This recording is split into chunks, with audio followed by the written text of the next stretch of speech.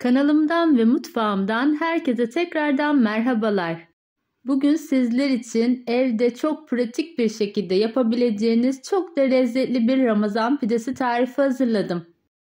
Evde fırındakiler kadar güzel bir Ramazan pidesi nasıl yapılır bu videomda detaylı olarak anlattım. Sözü çok uzatmadan hemen bu güzel pide tarifimin yapım aşamasına geçiyorum. Hepinize iyi seyirler dilerim. Öncelikle pide hamurumuzun ön mayasını hazırlayacağız. Bunun için gerekli malzemeleri ben burada hazırladım ve bugün ben pidemi mutfak şefinde yoğuracağım. Öncelikle mutfak şefimin haznesine 1 su bardağı ılık suyumu döküyorum. Sonrasında içerisine 1 paket instant kuru maya ilave ediyorum ve ardından 1 tatlı kaşığı da toz şeker ekledikten sonra şimdi de içerisine 1 su bardağı unumu ilave ediyorum. Bu arada ben bugün tarifimde 200 mililitrelik klasik su bardağı kullandım. Mutfak şefimin haznesine eklemiş olduğum tüm bu malzemeleri öncesinde bir çırpma teli yardımıyla bu şekilde pürüzsüz bir kıvam alıncaya kadar çırpıyorum ve sonrasında da güzelce bir streç filmle üzerini kapatarak yaklaşık yarım saat kadar kenarda mayalandırıyorum. En az 15 dakika, en fazla da yarım saat bu mayalandırma işlemini yapmanız önemli. Şimdi bunu sarıyorum ve bir kenarda mayalanması için bekletiyorum. Yapmış olduğumuz bu ön maya sayesinde pide hamurumuzun hem kıvamı çok güzel olacak hem de geç bayatlayacak. Gördüğünüz gibi yarım saat içerisinde ön mayam çok güzel kabardı. Ön mayamı şöyle bir spatula ile karıştırdıktan sonra mutfak şefimin haznesini yerine yerleştiriyorum ve bu aşamada üzerine 2 su bardağı daha ılık suyumu döküyorum. Ilık suyu döktükten sonra bu aşamada 4 su bardağı da un ilave ediyorum.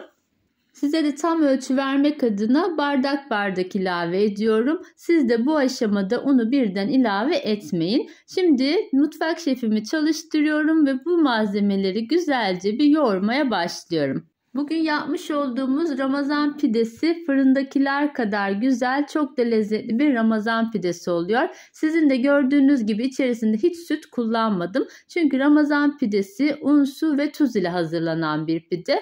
Şimdi de içerisine 1 tatlı kaşığı tuzumu ilave ediyorum. Tuzu en son ilave ediyorum ki mayanın aktifleşmesine engel olmasın. Ve bu aşamada yine yavaş yavaş yarım bardak daha un ekledim.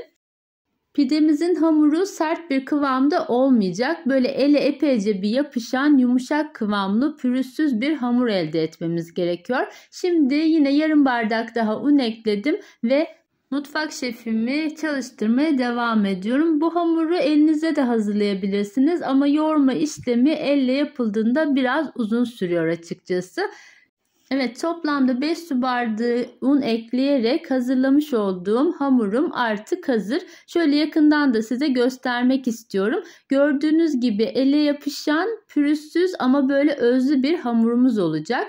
Sizler de lütfen bu kıvamda olmasına dikkat edin. Şimdi hamurumun üzerini kapatıyorum ve ortam sıcaklığına göre en az 45 dakika kenarda pide hamurumu mayalandırıyorum. Bu arada tarifimde kullandığım tüm malzemelerin detaylı bilgisi her zaman olduğu gibi videomun açıklama kısmında mevcuttur. Evet, Ramazan pidemin hamuru artık mayalandı. Şöyle bir elimle karıştırarak içerisindeki maya kokusunun çıkmasını sağlıyorum. Ve sonrasında da tezgahımı güzelce unluyorum ve hamurumu tezgahımın üzerine aktarıyorum. Pide hamurumuz yumuşak bir kıvamda olduğu için ilk aşamada tezgahınızı güzelce unlayın ve sonrasında da hamurun üzerine de biraz un serpiştirip videoda gördüğünüz şekilde hamuru içe doğru katlayarak büyükçe yuvarlak bir beze haline getirin.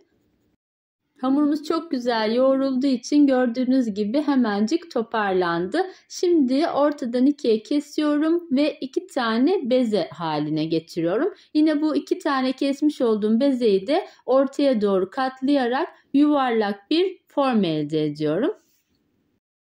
Pide hamurunuzu ne kadar çok yoğurursanız kıvamı da o kadar güzel olacaktır. Gördüğünüz gibi çok güzel yoğrulan pidemizin hamuru hemencik toparlanıyor ve ele yapışmayan özlü güzel bir hamur olmuş oldu.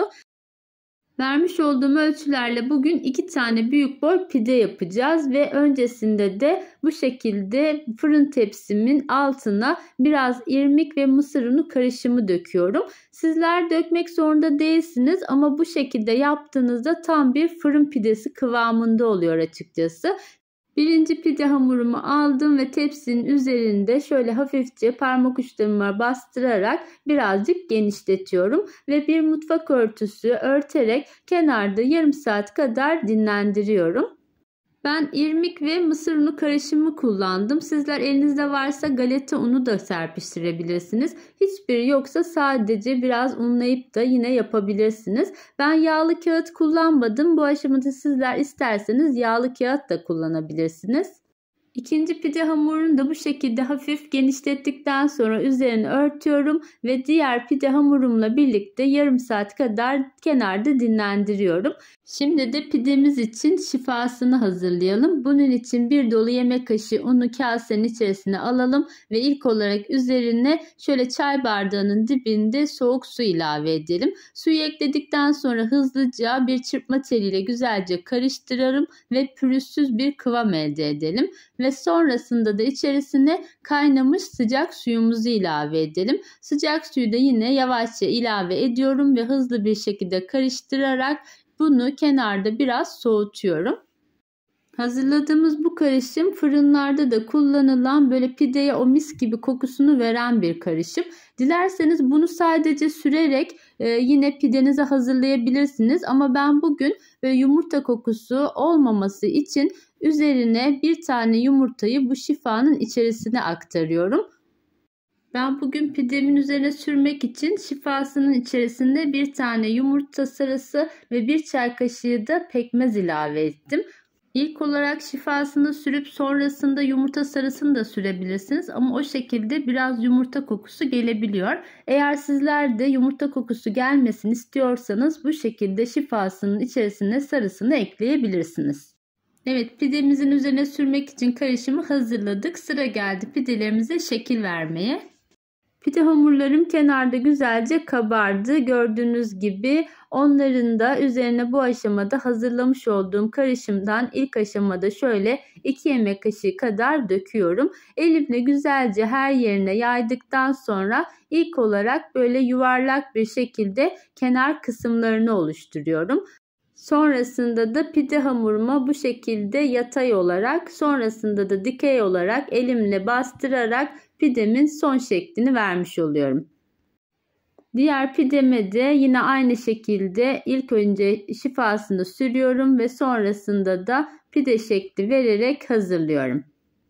Videomu tam da buraya kadar izleyenler için küçük bir hatırlatma yapmak istiyorum. Kanalımı ilk kez bu videom sayesinde izliyorsanız eğer ve kanalıma hala abone değilseniz abone olmayı ve tariflerimden önceden haberdar olmak için de bildirim zilini açmayı unutmayın lütfen. Kalan şifa karışımını da yine kaşık yardımıyla pidelerimin üzerine gezdiriyorum ve son olarak da üzerine biraz çörek otu ve susam karışımı serpiştiriyorum. Bu arada fırınımızı da alt üst ayarda 230 derecede fansız olarak açalım ve açarken de içerisinde bu şekilde fırına dayanıklı bir kapta sıcak su koyalım. Gördüğünüz gibi pide hamurum artık hazır. Ben pideyi ince sevdiğim için bu şekilde tepsi boyutunda genişletiyorum. Ama sizler eğer böyle tombul seviyorsanız son şeklini verdikten sonra hiç böyle uzatmadan direkt fırınlayabilirsiniz. Biz biraz daha ince pide sevdiğimiz için bu aşamada ben pideleri tepsi boyutunda genişletiyorum. Ve son olarak yine parmak uçlarımla bastırarak fırınımın en alt rafına tepsimi yerleştirerek Ramazan pidemi pişiriyorum. Mutlaka pidenizi bu şekilde buharlı olarak pişirin ki aynı taş fırında pişmiş gibi bir pideniz olsun. Bu arada videomun başında gördüğünüz o üzerinde bir tane yumurta olan pide bir gün öncesinde yapmış olduğum bir pide. Onda böyle yumurta kokusu biraz fazla geldiği için ben bu tarifte şifanın içerisine yumurtayı koydum. Ama sizler dediğim gibi seviyorsanız son aşamada bir tane tam yumurta sarısını üzerine sürerek de yine bu pideyi hazırlayabilirsiniz. Ve fırına vermeden önce mutlaka tekrar son aşamada bu şekilde parmaklarınızla son şeklini vermeye de özen gösterin. Aksi halde üzerindeki şekli kaybolacaktır. Evet, birinci Ramazan pidemiz çok güzel bir şekilde kızardı. Benim fırınımın ayarına göre yaklaşık yarım saatte üzeri ve altı çok güzel kızarmıştı. Her fırının derecesi ve ayarı farklılık gösterebileceği için lütfen sizler de kontrollü olarak pidelerinizi pişirin.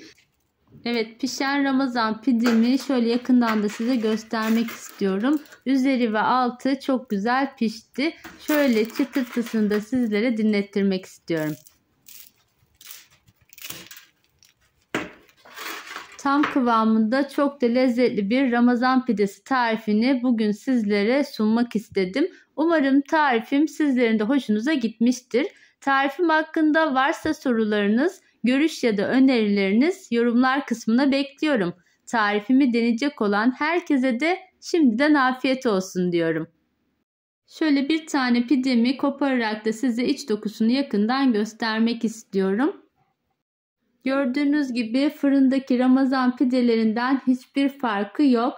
Bu tarifi denedikten sonra kesinlikle artık fırından pide almayacaksınız. Bir tarifimin daha sonuna geldim. Beni buraya kadar izlediğiniz için hepinize teşekkür ediyorum. Kanalıma destek olmak için videomu beğenmeyi ve kanalıma abone olmayı unutmayın lütfen.